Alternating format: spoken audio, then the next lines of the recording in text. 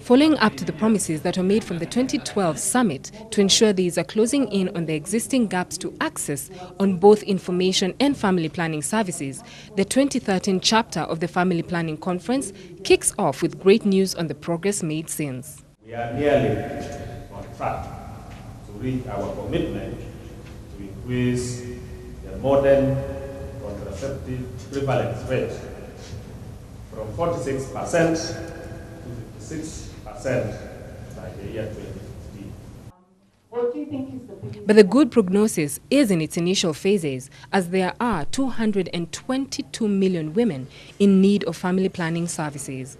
120 million of these reside in the world's global south, and that highlights the great need born within the African continent. By 13 years, I already started giving birth. Just imagine 13 years, I gave birth. After giving birth, I continue giving yearly, every year. I hope you understand what I mean. I didn't have a break, and I didn't know about family planning, and I didn't know the use of family planning. In the curriculum, what part is Africa playing to bridge the gap for its people? The donors and the governments also committed 2.6 billion in new funding to help women plan their families and improve their lives. So if there's a side effect like this, we will tell you. Following the 2012 summit in London, where $2.6 billion in funding was promised during the next 8 years, African leaders on their part committed to inject their support, and so far, Kenya is named as one of the trendsetters. You will recall that at the summits, Kenya joined more than 20 countries in making significant commitments that will ultimately expand not only access, but the number of contraceptive options available to women.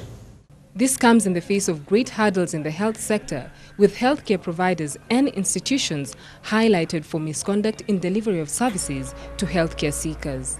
At the same time, by that year or those years, we didn't have community health workers. No health worker was going door to door by giving the information. I got the information when I took the last trip in the clinic, is whereby I heard about family planning. After getting that story, by that time, I'm 30 years and I have 8 children. Bill and Melinda Gates Foundation. With a 2020 target of full access and full choice, the world's governments need to position healthcare at the core of its agenda so as to realize equitable development. The family, though the smallest unit in society, it is upon its delicate foundation that society is established. And any persisting imbalance therein can lead to a fracture in social structures. It is with this need and urgent agenda to empower families, and more specifically women, to manage their families right from the number of children to have, that the Family Planning Conference 2013 is set to kick off. Berry Loro, Ebru Africa, Nairobi.